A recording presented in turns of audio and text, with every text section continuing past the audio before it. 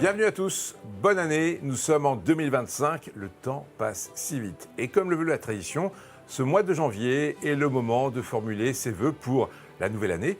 Vous le faites en famille, nous allons le faire dans cette vidéo pour Romilly-sur-Seine. Éric Villemin, le maire de la commune et le président des Portes de Romilly, est avec nous en studio. Bonjour. Bonjour. Vous avez souhaité prendre la parole sur notre antenne pour vous adresser à tous les Romillons et aussi aux habitants de la communauté de communes. Pourquoi ? Pourquoi ? Avant tout, déjà, je leur présente à nouveau tous mes meilleurs vœux pour une excellente année 2025, pour toutes les Romillonnes, tous les Romillons, tous les habitants de notre communauté de communes et au-delà, toutes les Auboises et tous les Aubois. Alors pourquoi ? Parce que je crois qu'on a toujours besoin de temps en temps d'expliquer tout ce que nous faisons, tout ce que nous avons fait et tout ce que nous allons faire en 2025 pour le plus grand bénéfice de tous nos concitoyens. Dans un premier temps, on va regarder dans le rétro et évoquer l'année 2024 du côté de Romilly-sur-Seine. Une année riche en actions et en événements, et notamment le passage de la flamme olympique à Romilly-sur-Seine le 13 juillet dernier. Un très grand moment parce que après déjà avoir eu la répétition le 22 mars 2024 à Romilly-sur-Seine et dans l'Aube, donc cette répétition générale, nationale, pour l'ensemble du passage de la flamme partout en France, nous avons eu le passage le 13 juillet, journée symbolique s'il en est, notamment à Romilly-sur-Seine avec près de 5000 personnes dans les rues de Romilly-sur-Seine et de nombreuses personnes de la ville, près de 100 agents engagés pour que ce passage de la flamme et de la flamme paralympique soit réussi à Romilly-sur-Seine ce 13 juillet. Avec plusieurs centaines de Romillons et de Romillonnes qui ont pu assister aux JO, aux Jeux paralympiques cet été, grâce à la ville. Oui, tout à fait. J'ai eu l'opportunité, si vous voulez, en décembre donc 2023, de pouvoir, moyennant environ 25 000 €, réserver près de 500 places sur l'ensemble des arénas, stades et autres pour faire bénéficier à nos jeunes donc, de places et aux Jeux olympiques et aux Jeux paralympiques. Donc 444 personnes exactement s'y sont rendues, avec parfois des souvenirs, comme ils me disent, qu'ils auront pour la nuit des temps, parce qu'effectivement, les prochains JO risquent d'être en 2124 en France, donc je pense que nous serons peu à encore être présents pour cette date. Restons sur le volet sportif, si vous voulez bien. Des projets ont abouti en 2024 sur ce plan-là. Oui, des projets ont abouti. Enfin, nous avons pu poser la première pierre de notre futur grand complexe sportif au Buisson. Un projet qui est aux alentours de 8 millions d'euros, même légèrement au-delà. Une somme conséquente, mais que nous avons voulu minimiser à l'époque parce qu'avec la crise ukrainienne, les prix s'étaient affolés. Donc enfin, ce projet avance. Même chose, le projet du canoë-kayak. Un projet attendu depuis bien longtemps. Le bâtiment était, osons le dire, moribond, toiture en amiante, bâtiment plus du tout adapté. Et là, nous avançons bien dans ces constructions puisque ces bâtiments devraient être achevés ou en 2025 pour l'un, le canoë-kayak, ou en 2026, premier semestre 2026 pour ce complexe sportif. Du côté des chantiers principaux de Romilly-sur-Seine, il y a les travaux qui concernent le crématorium. C'est important aussi. Oui, c'est important. Un chantier où nous avons certes posé la première pierre le 8 mars 2024. Un point sur la sécurité maintenant. La vidéoprotection a franchi un palier en 2024 à Romilly-sur-Seine. Effectivement, en 2024, nous avons dépassé désormais les 100 caméras sur notre ville de Romilly-sur-Seine. Je souhaite encore aller au-delà. Je pense que le seuil des 150 caméras sera certainement non pas un but, mais un minimum. C'est utile et nécessaire. Quoi qu'en disent certains détracteurs, grâce aux caméras, nous arrivons à appréhender des personnes. Il faut après que tout le travail policier, de gendarmerie et de justice se fasse. Mais c'est important si nous voulons sécuriser la vie de nos concitoyens. Enfin, toujours pour 2024, du côté de la communauté de communes des Portes de Romilly-sur-Seine, il y a eu beaucoup d'initiatives sur le plan économique. Cette fois, tout d'abord, la création de sociétés publiques locales. Cette SPL des Portes de Romilly-sur-Seine a pour vocation, principalement économique et aussi habitat, de pouvoir entreprendre ou reprendre toute une partie du patrimoine économique de notre communauté de communes et de pouvoir édifier des logements pour cadres moyens et cadres supérieurs. Ce sont des projets que nous allons décliner en 2025. Et puis, parallèlement à ça, l'idée est venue, et j'ai pu l'évoquer à l'époque avec non seulement Jean Rotner et François Barouin, de créer une SPL immobilière Sud-Champagne, telle qu'elle s'appelle. Nous avons réussi à être 5 communautés de communes ou d'agglomération, donc 3 Champagne Métropole, Brienne-le-Château, Aix en note, Aix-Villemort-Palis, et bien sûr, je dirais Bar-sur-Aube avec Romilly-sur-Seine. Nous avons été 5 fondateurs pour cette SPL Immobilière Sud-Champagne. C'est plus de 70% de la population auboise, le tout pour édifier des bâtiments économiques. Si on parle toujours économie, il y a bien sûr la zone économique Aéromia qui poursuit son développement.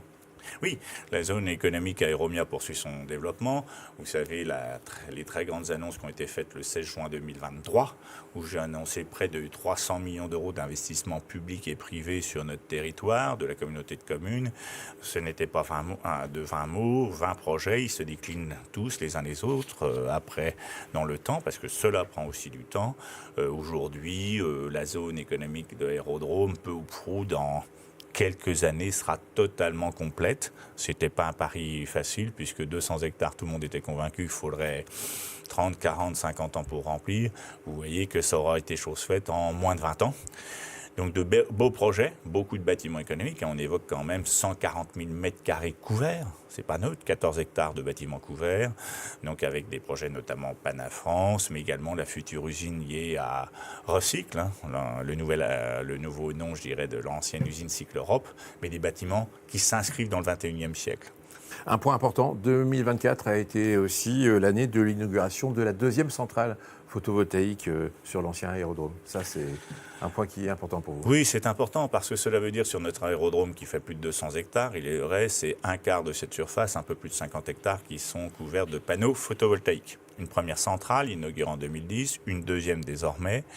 Et ces 2 centrales photovoltaïques, osons le dire, couvrent largement le déficit du centre aquatique. Tout centre aquatique génère un déficit entre 500 000 et 800 000 euros. Aujourd'hui, ce déficit, ce qui est logique, nous accueillons gratuitement les scolaires et autres, et une piscine pour qu'elle soit, si vous me permettez l'expression, pour qu'elle soit équilibrée, voire rentable, il faudrait vendre le ticket d'entrée au moins à 10 ou 12 euros. Ce n'est tout simplement pas possible. Donc ce déficit est couvert par ces loyers, ces recettes, et donc ce sont de bonnes opérations. Qui plus est, ce n'est pas uniquement financier, ça s'inscrit dans le développement durable, puisque ça permet aujourd'hui à la communauté de communes d'être excédentaire en production d'énergie. Notre communauté de communes, donc ces 20 000 habitants sont largement, leurs besoins énergétiques sont couverts largement par ces 2 centrales et d'autres projets qui sont à venir. Et si on veut aussi amener de l'activité économique, notamment très consommatrice d'énergie, je pense à des data centers ou autres, ce qu'il y aura sur l'aérodrome, il nous faut aussi de l'énergie à proximité. Impossible de terminer ce volet économique sans parler du coq sportif. Je sais que vous êtes très vigilant sur ce dossier. Oui, alors je suis très vigilant. Vous doutez que les journées des 20 et 21, plutôt je dirais des 21 même 22 novembre dernier, ont été très intenses. Bien sûr, même ensuite, parce que lorsque vous apprenez différentes difficultés d'entreprise, dont celle du coq sportif, c'est toujours compliqué. C'est jamais simple. Je n'ai aucun doute sur ce redressement, puisque à peine le redressement judiciaire prononcé, mon téléphone portable qui est ici a crépité, j'irai dès le vendredi, samedi, dimanche, où beaucoup de personnes, pas moins de 17 en 2 jours, se sentaient intéressées pour reprendre tout ou partie de l'activité, pour amener des investisseurs, certains pour au cas où apporter leur pierre à l'édifice. Bon, sur les 17, vous avez compris, quelques-uns n'étaient peut-être que moyennement sérieux. Mais de cela émergeaient quand même des propositions intéressantes. Je n'en dirai pas plus aujourd'hui. Les choses avancent, les choses progressent. Nous sommes dans une période d'observation qui va du 21 novembre au 21 mai. Nous sommes donc en janvier 2025. Vous comprenez que les choses se poursuivent, les choses vont s'accélérer. Mais que chacun soit rassuré. Mon option, elle est très claire. J'en ai fait part à qui de droit, dont une lettre que j'avais préparée depuis plusieurs jours, que j'ai adressée dans les minutes qui ont suivi au nouveau Premier ministre qui était François Bayrou en décembre, où je lui ai dit ouvertement qu'il était hors de question que le coq sportif soit abandonné, comme nous avons abandonné il y a 50 ans le paquebot France. C'est une image. Nous avons réussi les JO aussi en partie parce qu'il y a le coq sportif. Le coq sportif, c'est près de 400 emplois directs et indirects dans l'Aube. Il est hors de question de laisser passer une telle opportunité. C'est l'emblème, c'est l'image. S'il y a bien une entreprise qui symbolise la France, je dirais, sur notre communauté de communes, c'est bien le coq sportif. Donc chacun a compris que ma passion, mon engagement aux côtés du coq sportif n'était pas atteint. Bien au contraire, ça me redonne de la vigueur. Au-delà du volet économique, est-ce qu'il y a d'autres projets qui sont apparu en 2024 pour la communauté de communes. Je pense par exemple à l'orchestre à l'école. Ah oui, alors des projets, parce que parfois il est dit, le président-maire de Romilly-sur-Seine, président de la communauté de communes, le maire s'occupe beaucoup d'économique et le restant, vous l'avez vu, on a parlé sport. Jamais aucun élu antérieurement n'avait investi autant dans le sport. On peut parler culture, l'orchestre à l'école qui est un succès puisque les jeunes ont pu aller jouer de la musique de par cet orchestre dans les jardins Luxembourg, juste à côté du Sénat. Vous voyez donc que c'est aussi une expérience inédite. En même temps, beaucoup de choses sur la culture, beaucoup de spectacles ont été programmés sur notre saison culturelle, mais également un nouveau conservatoire qui sortira de terre sur l'ancienne ESAT quai de la Palais au cours des années à venir. C'est un long projet, mais un projet quand même à 4 millions d'euros. Je rappelle que l'Aube n'a que 2 conservatoires sur son territoire, et à Troyes et à Romilly-sur-Seine. Voilà pour l'année 2024, une année sacrément riche en tout cas. Regardons vers le futur maintenant et vers l'année 2025 qui se présente. Là forcément le travail d'un maire, c'est d'avoir des projets de voirie. Évidemment, je dirais, pour en revenir donc à la voirie, à partir du moment où vous avez déjà une crise qui se profile depuis plusieurs mois dans le bâtiment et les travaux publics, le BTP, il appartient à nous autres collectivités de faire ce qu'il faut pour que ces entreprises-là ne sombrent pas. Et si nous n'avions rien à faire, nous ne ferions rien. Sauf qu'il y a tellement de demandes de voirie, assainissement eau pluviale partout dans l'eau, mais surtout à Romilly-sur-Seine qui avait pris beaucoup de retard. Donc vous l'avez compris, je mets le paquet sur beaucoup de projets, rue Charles-Masson, Placette, Rond-Point. Et puis dès 2026, 1er avril 2026, sera enclenchée la rue Gornet-Boivin. Parce qu'en même temps, au 1er avril 2026, dans le cadre de l'électrification de la ligne Paris 3, nous aurons le pont de la Garenne qui sera coupé, surélevé et élargi. On peut parler également du futur aménagement de l'îlot des Ormes ? Bien sûr, l'îlot des Ormes, vaste projet, c'est un bâtiment qui a été construit dans les années 80, 85, 86, peu importe, par des prédécesseurs qui, à mon avis, n'avaient pas le souci, certes, et de l'esthétique, mais également aussi du développement durable, parce que ce bâtiment est aujourd'hui suranné, porosité, des pierres se décrochent, certaines questions de sécurité. Aujourd'hui, ce bâtiment n'a plus lieu d'être. C'est dur à dire, mais ce bâtiment va rendre l'âme, si vous me permettez cette expression. Les élus en ont beaucoup discuté, en ont beaucoup parlé, et nous allons donc passer par l'établissement public foncier Grand Est, dont j'ai la chance d'être le 2e vice-président, et qui va porter ce projet, qui va assumer une partie du coût de démolition et de désamiantage. Et puis après, nous allons voir ce que nous allons faire de ce projet. Les élus y réfléchissent, mais je crois savoir et vous dire en avant-première qu'ils ont une bonne idée. C'est une idée que nous développons depuis quelque temps. Ils évoquent un marché semi-couvert sur une partie de cette future place. Enfin, je dirais, on aura un cœur de ville avec un marché semi-couvert qui va recréer encore plus de dynamisme en cœur de ville. Avec également l'aménagement des étages de l'ancien Franprix, ça c'est aussi le travail. L'ancien Franprix est devenu le Carrefour Express au rez-de-chaussée, donc magasin digne de ce nom qui est rue de la Boule d'Or, qui fonctionne bien. Et nous aménageons les étages pour que ça puisse accueillir du tertiaire, comme nous allons le faire sur les étages de la Poste pour accueillir des associations qui vont créer aussi d'autres flux en centre-ville.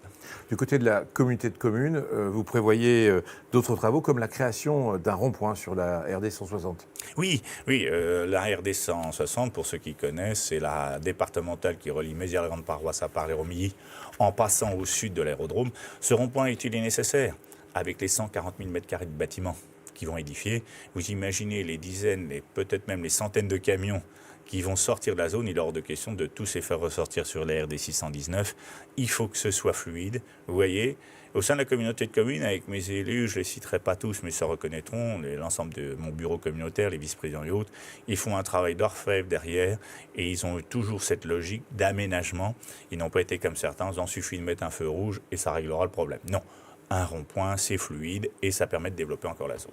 Vous avez prévu également la construction d'un puits à Parler-Romilly. Oui. Alors pourquoi un puits ? Ça peut paraître exceptionnel. Non, ce puits déjà existait, mais nous allons totalement le rénover et l'agrandir parce que c'est un puits où l'eau est, qu'on se le dise, non potable. Et ça va servir pour quoi ? Ça va servir pour des usages non domestiques, notamment industriels et autres. On n'a pas besoin dans toute activité d'avoir de l'eau potable. Prenez l'hérésie que nous avons de mettre dans nos toilettes de l'eau potable. Ça n'a aucun intérêt. Et bien là, vous voyez, à une très grande dimension, nous allons utiliser ces puits pour toute l'activité industrielle de l'ancien aérodrome. Et cela permettra d'utiliser moins d'eau potable sur nos réseaux. Est-ce qu'on peut espérer l'implantation d'autres entreprises sur la communauté de communes? Oui, oui, je ne vous en dis pas plus. Ah mince alors. Dans quelques jours, je recevrai une personne on va parler d'un très beau projet aussi économique avec ingénieurs et autres. Je n'en dis pas plus ce soir, mais très intéressant. Et puis en même temps, chacun l'a compris, tous ces projets qui vont se développer sur l'aérodrome, Aéromia et autres. Et puis, quand je vous dis en quelques jours, cette entreprise-là, et puis j'en ai une autre 3 jours après, où viennent développer une autre activité qui est très proche du textile. Donc voyez-vous, le textile est loin d'être moribond dans le département de l'Aube. On parlait d'événements en 2024. Il y en a un en 2025 qui va être important pour Romilly-sur-Seine. Ce sont les 10 ans du centre aquatique. Oui. Alors les 10 ans du centre aquatique, ça a été un projet qu'il fallait mener, qu'il fallait convaincre. Ce n'était pas gagné puisque antérieurement, seule la ville de Romilly-sur-Seine portait la piscine municipale. Avec le bon travail d'autres élus, et bien sûr de moi-même, mais surtout d'autres élus qui ont beaucoup travaillé, nous avons réussi à convaincre les élus de la CC de Cézanne Sud-Ouest Marnay à l'époque, c'était le pays d'Anglure, et nous avons réussi à convaincre nos amis de l'Orvin et de l'Ardusson qu'il fallait travailler tous ensemble pour avoir un centre aquatique digne de ce nom à Romilly-sur-Seine. C'est chose faite, bâtiment moderne qui fonctionne très bien, qui a eu certes cette période Covid, mais qui a très bien refonctionné, même dans les périodes d'été. Je tiens d'ailleurs à féliciter les maîtres nageurs qui font un très bon travail, avec un espace au calme. J'invite les uns les autres à y venir quand ils le souhaitent. Ils ne seront pas déçus de l'équipement. Vous voyez, c'est une nouvelle belle base, je dirais, sportive. Dernier événement, vous allez également inaugurer en 2025 la brasserie Le Palladium. Oui, alors très beau projet. J'ai souvent plaisir à dire que nous l'avons dévoilé le 16 juin 2023 et lors d'une conversation avec des personnes dont je tairai le nom quelques heures avant, certains disaient il serait bien d'avoir le chef Philippe Collin qui avant avec Claude Juillet et autres qui reviennent sur Troyes, qui remonte un établissement sur Troyes ou ailleurs, peu importe. Et je savais qu'il allait revenir, puisque nous l'annoncions 2 heures après, qu'il allait venir sur Romilly-sur-Seine. Il est originaire du coin de Romilly-sur-Seine, évidemment. Depuis, il a monté un établissement rue Gornet-Boivin qui s'appelle la Cave à Glouglou, qui je dirais, petit prémisse du Palladium. Mais le Palladium, c'est une affaire où, dans quelques semaines, ça peut être, je pense, courant mars 2025, vous aurez un bel établissement brasserie qui sera ouvert à Romilly-sur-Seine, devant la gare. Avec à côté de la gare, il y a un autre établissement. Enfin, on va avoir un choix, une diversité de lieux de restauration à Romilly-sur-Seine. Et j'invite donc toutes les Auboises et tous les Aubois à venir régulièrement. Ils verront, ils ne seront pas déçus. Ils vont avoir désormais largement du choix. Eh bien, ce sera à n'en pas douter, une bonne adresse parmi d'autres pour célébrer à Romilly-sur-Seine, pourquoi pas les fêtes de fin d'année 2025. Merci Éric Villemain pour toutes ces explications. Et encore une fois, bonne année à vous tous. Je vous remercie.